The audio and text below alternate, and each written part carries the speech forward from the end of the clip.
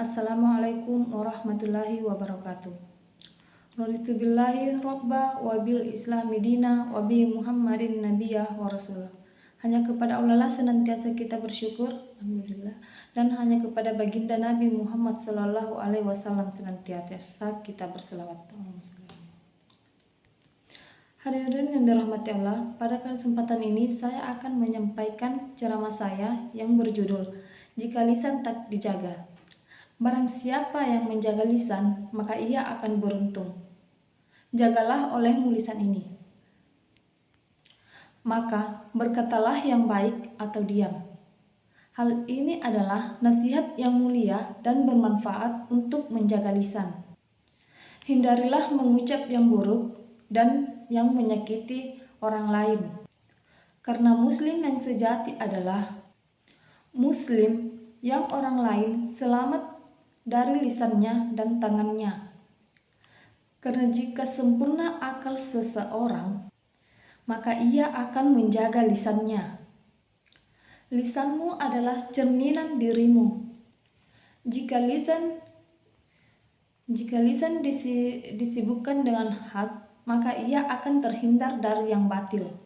Di antara perkara hak adalah menggunakan lisan dengan berzikir, berdoa, membaca Al-Quran, menyeru kepada kebaikan, dan mencegah yang mungkar, menyerukan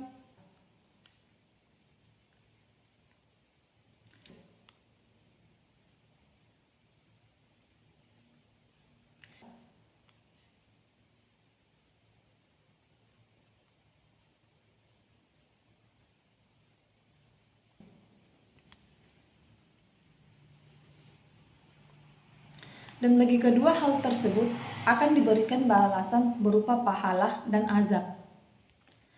Hadirin yang dirahmati Allah, Nabi Shallallahu Alaihi Wasallam bersabda, seorang hamba mengucapkan satu kalimat yang mendatangkan keridhaan Allah, dan namun dia menganggapnya ringan, karena sebab perkataan tersebut Allah meninggikan derajatnya. Dan sungguh, seorang hamba yang mengucapkan satu kalimat yang mendatangkan kemurkaan Allah, namun dia menganggapnya ringan, dan karena sebab perkataan tersebut dia dilemparkan ke dalam api neraka. Hadis riwayat Bukhari dan Muslim.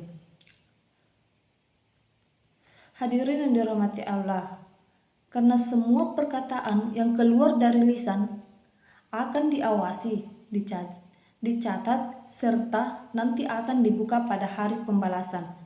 Jika perkataan itu baik, maka akan diberi pahala. Maka akan diberi pahala dan balasan kebaikan. Dan jika perkataan itu buruk, maka akan diganjarkan dosa dan azab. Allah Subhanahu wa taala berfirman dalam surah Qaf ayat 18 yang artinya, tidak ada suatu kata yang diucapkannya melainkan ada di sisinya malaikat pengawas yang selalu siap mencatat. Maka muslim yang berakal akan sangat hati-hati dari ketergelinciran lisannya. Karena jika tidak, maka ia akan menjadi penyesalan pada hari kiamat. Dan penyesalan yang paling menyedihkan adalah ketika pahala kebaikan kita malah pindah ke timbangan orang lain. Hadirin yang dirahmati Allah, Nabi Shallallahu Alaihi Wasallam bersabda, tahukah kalian siapakah orang yang bangkrut itu? Para sahabatnya menjawab, orang yang bangkrut di antara kami adalah orang yang tidak memiliki dirham atau tidak memiliki harta kekayaan. Rasulullah pun menjelaskan, sesungguhnya orang yang bangkrut dari kalangan umatku adalah orang yang datang di hari kiamat nanti dengan pahala sholat, puasa, zakat, namun ia memukul orang lain, menuduh, mencaci, memakan harta, menumpahkan darah.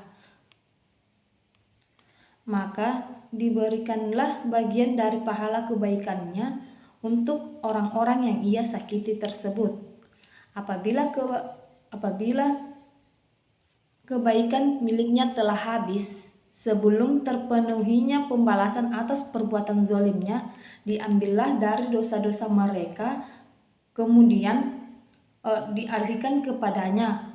Lantas ia pun dilemparkan ke dalam api neraka. Hadis riwayat Muslim. Itulah ceramah yang dapat saya sampaikan, kurang lebihnya mohon dimaafkan.